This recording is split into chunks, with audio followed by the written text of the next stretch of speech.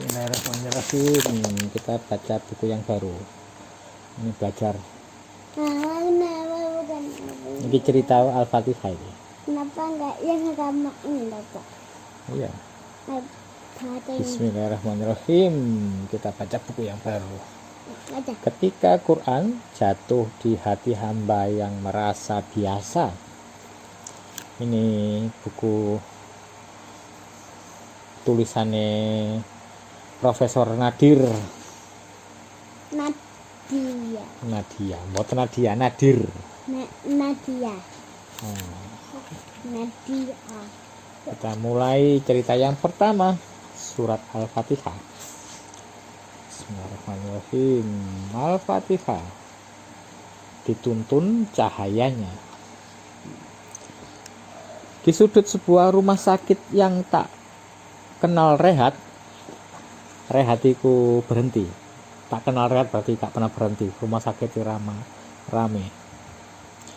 Di sudut sebuah rumah sakit yang tak kenal rehat, derap langkah kaki, bunyi monitor, tut tut tut tut, dan dejit roda ranjang pasien selalu memenuhi udara. Di tengah semuanya ada seorang dokter bernama Dr. Rania. Iya, Mbak Rania. Mbak Rania anaknya siapa? Tante Ida. Ia dikenal sebagai dokter yang berbakat dan penuh kasih. Namun, di balik senyumnya yang menenangkan, tersembunyi kelelahan yang perlahan menggerogoti jiwanya. Hari-harinya dihabiskan merawat aneka pasien yang datang dengan berbagai luka dan penyakit. Ia menyaksikan deretan penderitaan yang tak berujung. Dan meski ia selalu berusaha untuk kuat, berkali-kali ia tetap ambruk juga oleh perasaan gagal. Pada suatu malam, ketika seluruh dunia tampak sunyi, Dr. Rania pulang ke rumah dengan perasaan hampa. Perasaan hampa itu tidak merasa nyaman. Dalam kesunyian malam, ia membuka mushaf. Mushaf itu Al-Quran. Nama lainnya Al-Quran. Dalam kesunyian malam, ia membuka mushaf atau Al-Quran yang telah lama tergeletak di meja. Tangannya berhenti pada halaman pertama, pada surah yang selalu ia lantunkan di setiap sholatnya. Al-Fatihah, surah yang menjadi pembuka Al-Quran, surah yang penuh doa dan harapan.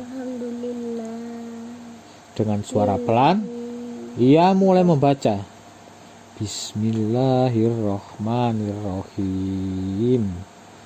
Dengan nama Allah yang Maha Pengasih, Maha Penyayang. Kata itu mengalir seperti embun yang menyejukkan hatinya. Ia merenung, mengingat bagaimana setiap tindakan harus dimulai dengan menyebut nama Allah. Dengan kesibukannya, ia sering lupa bahwa kekuatan yang ia miliki bukan berasal dari dirinya sendiri, melainkan dari Allah yang Maha Kasih. Maha Penyayang, coba ya. Iya, Maha Kasih itu apa? Ya, yang mengasihi kita. Ia mengasihi, ya. Ia melanjutkan. Alhamdulillahirabbil alamin. Segala puji bagi Allah, Tuhan seluruh alam. Tiba-tiba ia merasakan sesuatu yang berbeda. Segala keluhan dan beban yang ia rasakan berubah menjadi rasa syukur. Ia menyadari bahwa setiap pasien yang ia rawat, setiap kehidupan yang ia sentuh adalah bentuk amanah dari Allah. Dunia medis yang penuh tantangan ternyata adalah ladang pengabdiannya. Tempat ia bisa mempersembahkan rasa syukur dalam bentuk kerja keras dan kasih sayang. Ia melanjutkan bacaannya lebih khusyuk. Lebih khusyuk itu lebih fokus, lebih tenang. Ia melanjutkan bacaannya lebih khusyuk dari ketika ia biasa melafalkan di dalam salatnya. Ar-Rahmanir-Rahim, yang maha pengasih, maha penyayang. Hatinya bergetar. Ia ingat saat-saat ketika ia merasa tak berdaya menghadapi pasien yang keadaannya begitu kritis. Apa itu? Kondisi pasien kritis itu pasien sudah tidak sadar, kesadarannya menurun. Sudah wis pingsan cuman gini tak. Cuman berbaring. Tapi nanti bangun lagi. Ya, kritis itu bisa kondisinya bisa bangun lagi, bisa ndak. Kayak Tante Ellen. Ya, kayak Tante Ellen kritis terus meninggal. Namun dalam keputusasaan itu selalu ada kekuatan tak terlihat yang membantunya. Ia sadar kekuatan itulah kasih sayang Allah yang tak pernah berhenti mengalir, bahkan di saat ia merasa lemah. Kemudian ia membaca Maliki Yaumiddin, pemilik hari pembalasan. Ia merenung setiap tindakan yang ia lakukan sebagai dokter, setiap keputusan yang ia ambil, semuanya akan dipertanggungjawabkan.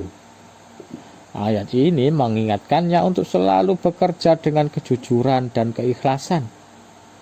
Karena ia tidak hanya melayani manusia, tetapi juga menjalankan perintah Tuhannya. Air mata mulai mengalir ketika ia sampai pada Iyyaka na'budu wa iyyaka nasta'in. Hanya kepadamu kami menyembah dan hanya kepadamu kami memohon pertolongan. Ia menyadari bahwa selama ini ia terlalu sering bergantung pada dirinya sendiri. Ia lupa bahwa pada akhirnya hanya Allah yang dapat memberikan kekuatan dan keberhasilan. Ayat ini menjadi pengingat bahwa dalam segala hal ia harus memohon pertolongan kepadanya. Ia merasa seperti berbicara langsung kepada Allah saat membaca Ihdinas siratal mustaqim. Tunjukkan kami jalan yang lurus. Ia sadar bahwa jalan lurus bukan sekadar keberhasilan dalam profesinya, profesi itu pekerjaan, tetapi juga jalan menuju ridhonya. Ia berdoa agar setiap langkahnya, baik di rumah sakit maupun dalam kehidupan, selalu berada di jalan yang benar. Dan akhirnya harapan baru pun terbit ketika ia sampai pada ayat terakhir. Siratal ladzina an'amta 'alaihim ghairil maghdubi 'alaihim waladdallin. Amin. Yaitu jalan orang-orang yang telah Engkau beri nikmat, bukan jalan mereka yang dimurkai dan bukan pula jalan mereka yang sesat. Sesat apa? Sesat itu Tersesat. ya tersesat, berarti berada di jalan yang tidak benar. Salah. Ya, misalnya kakak Danis mau nangkerian, harusnya kan dari sini belok kiri ke jalan raya, terus putar balik, terus ngambil arah ke barat terus sampai gor stadion itu lurus sampai Krian. Ternyata kakak Danis tersesat. Kakak Danis dari sini belok kiri jalan raya, terus ke kiri lurus ke selatan, tidak putar balik sampai ke arah Porong, Pasuruan, Japanan, jauh, ternyata sampai kebablasan, sampai sana, sampai Blitar. Nah, itu kan tersesat, tidak Bukan sesuai lewat jalannya. di bonteng bapak. ya iku misalnya nek kakak Danis jalan sendiri, buatan bonceng. Harus pakai motor, malah jalan sendiri, jalan kaki atau pakai sepeda.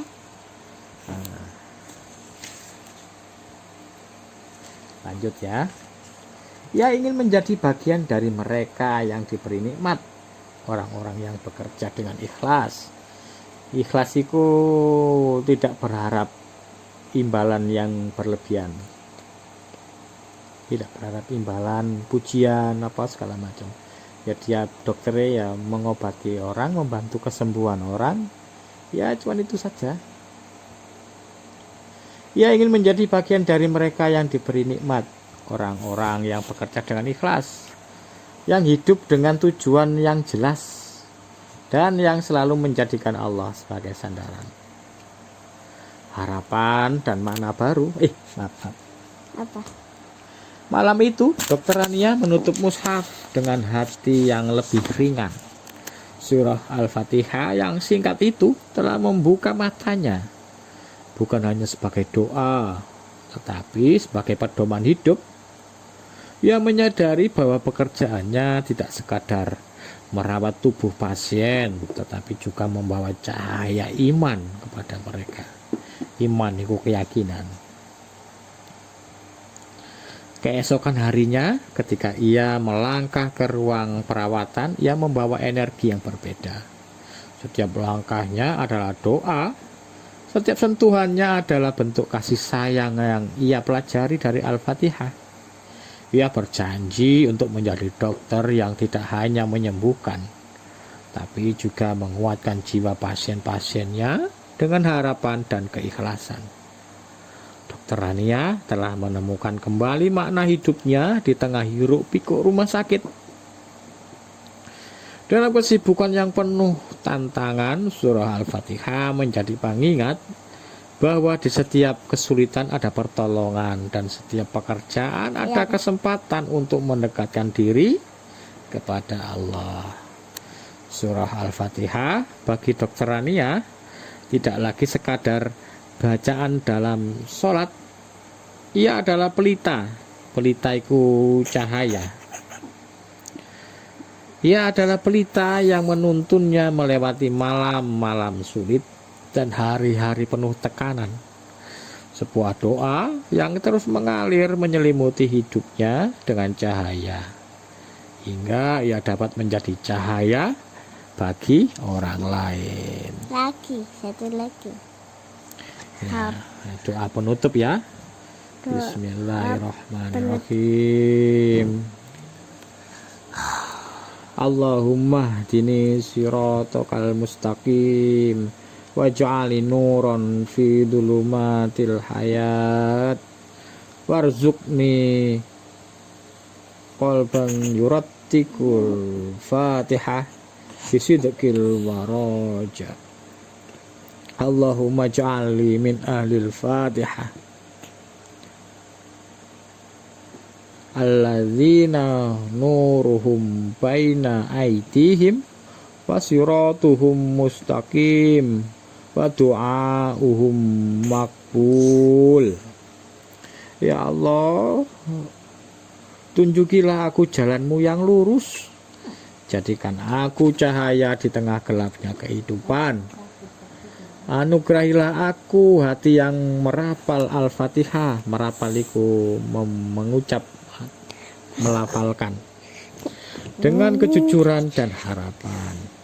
Ya Allah, jadikanlah kami termasuk golongan ahli Fatihah, mereka yang cahayanya terpancar di hadapan mereka, jalannya lurus dan doanya Engkau kabulkan.